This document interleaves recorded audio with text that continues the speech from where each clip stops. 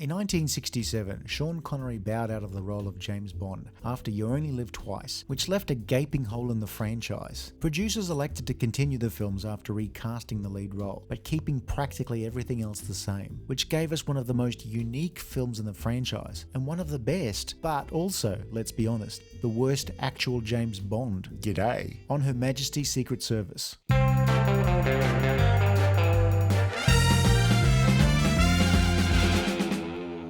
Probably the most unique Bond story, On Her Majesty's Secret Service had been teased for years. Firstly on the end credits of the original release to Goldfinger, but delayed again and again, partly due to the fact they needed a snowy location at the right time of year. By the time they were able to sort out a suitable location for the film's 1969 release, Sean Connery was off, learning firsthand what it means when you are typecast as James Bond.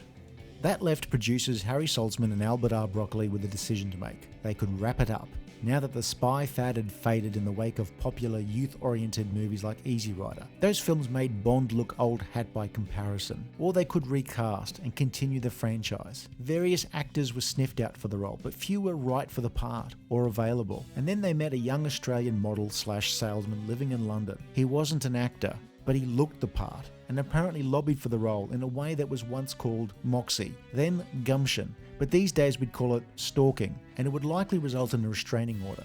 George Lazenby acted the part for real and trying to convince producers he was right for the part. He dressed in an old Connery suit, got his hair cut by Connery's barber, and flailed his dick around like a crazy man until he wore the producers down. And apparently that's when Lazenby was cast.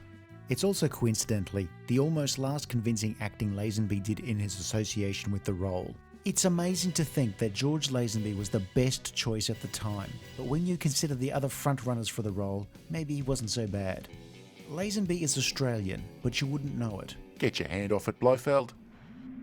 The film also had a new director, a relative rookie in the form of Peter Hunt, who'd edited the previous Bond films and created the series' innovative cutting style. Hunt had done second unit directing on some of the more recent films, and he told the producers he would try and shape Lazenby into James Bond. Like when I tried to build a full-size working 4-cylinder car in my garage using only Sculpey.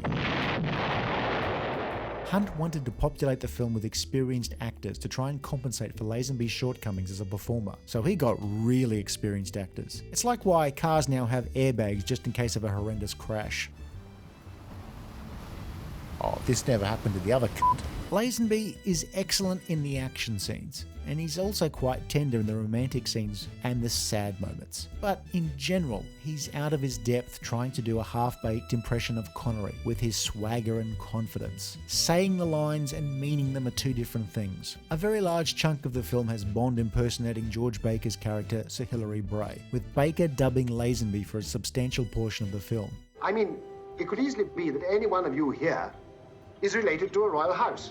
It's almost a pity they didn't get Baker to do the whole film. I like Lazenby personally, but at the time it was reported that he managed to piss off a large part of the cast and crew during the shoot, acting like a superstar before he actually was one. Most non-actors think acting is easy. George Lazenby proves it's not. He's not living in his character or finding any truth. He's calculating every move and expression like somebody who's trying to mimic someone else. Like Siri trying to tell a joke. Hands up all James Bonds who played the role more than once. Not so fast, George.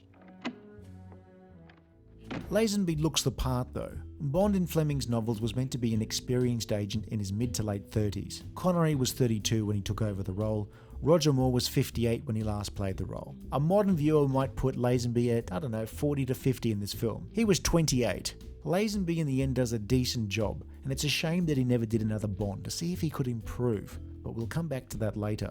On Her Majesty's Secret Service sees Bond on the trail of Blofeld. He gets involved with a young woman, Tracy, who's a jet-set glamour girl that can't decide if she's suicidal or horny. Tracy's actually Comtessa Teresa, so does that mean if she was to marry Bond that he would become a count? Almost. Tracy's dad, it turns out, is the gangster Draco. Draco is the father of the year, since he tries to bribe Bond into marrying his wayward daughter. I'll give you a personal dowry of £1 million. Then lets her go after Bond while he's on a dangerous mission. And Pa told me where to find him. And then punches her to shut her up. Spare the rod, Spoil the child, huh?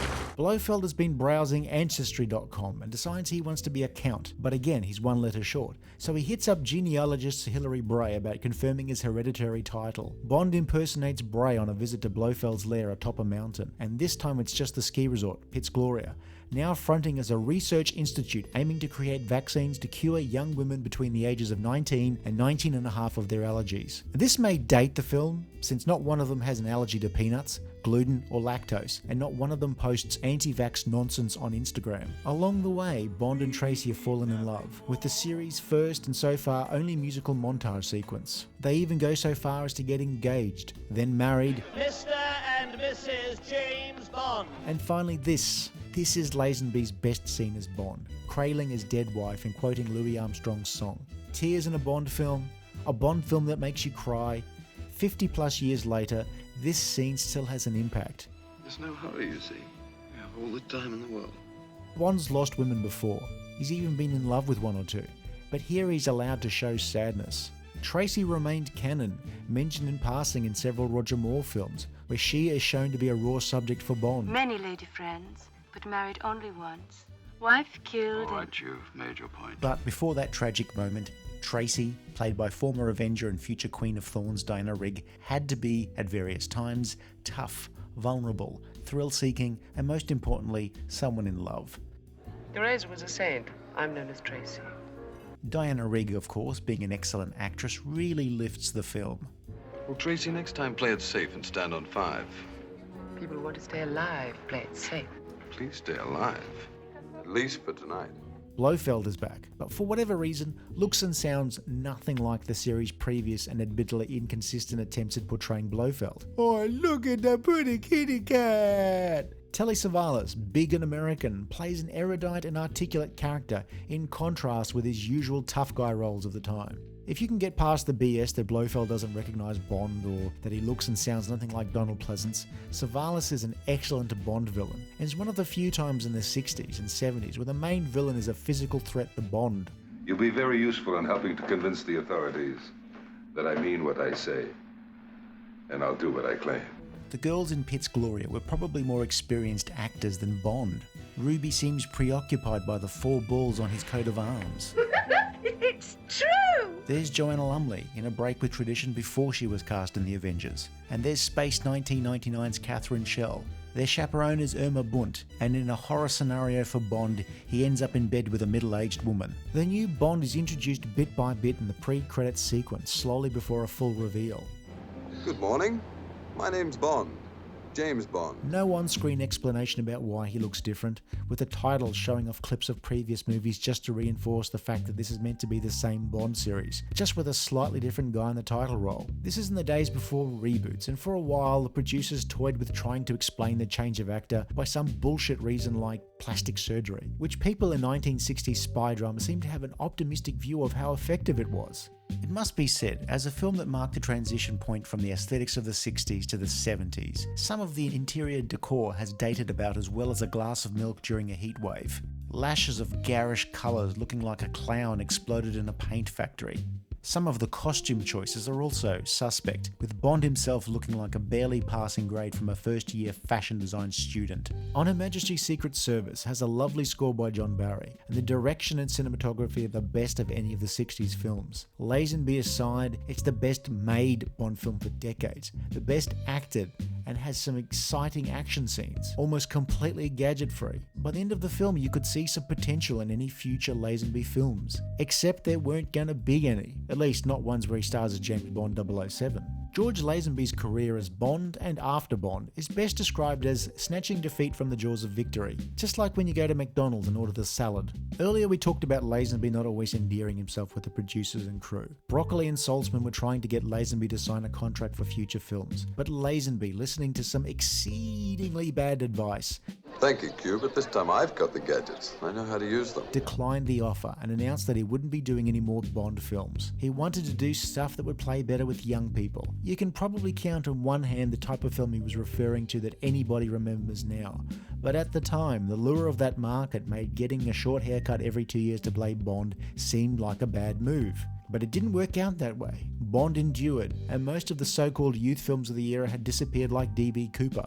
Sir, I have the honor to request you will accept my resignation, effective forthwith. So Lazenby, having shot himself convincingly in the foot, was out. So with an unknown actor basically giving up the role, the film was released without pushing Lazenby as a star. The film did respectable numbers on release, but took longer to become profitable than any previous Bond film, like a student loan for somebody with an arts history degree. On Her Majesty's Secret Service didn't make Lazenby a star, and indeed he kept acting, mainly in exploitation films and television. I mean, he's the only actor to play James Bond and appear in both Team Knight Rider and Baywatch. What did you expect? A knighthood? The film itself became a bit of an orphan for a long time. Peter Hunt directed a lot of TV and movies throughout his career, but nothing on the scale of his one Bond film. It became the hardest Bond film to catch on television in the 80s, since people wanted Connery or more, not that weird one-off guy. But like a lot of things, the film has come out of the other side of its wilderness period and become acknowledged as a classic, with even Lazenby's performance accepted as decent enough. On Her Majesty's Secret Service is different from every Bond except perhaps Daniel Craig's first film. 2 years later, Broccoli and Saltzman would release another Bond film, this time with the studio intervening and throwing money at what they hoped was a sure thing. Did you miss me? If you enjoyed this video, please like and subscribe, leave a comment below, or check out some of our other videos.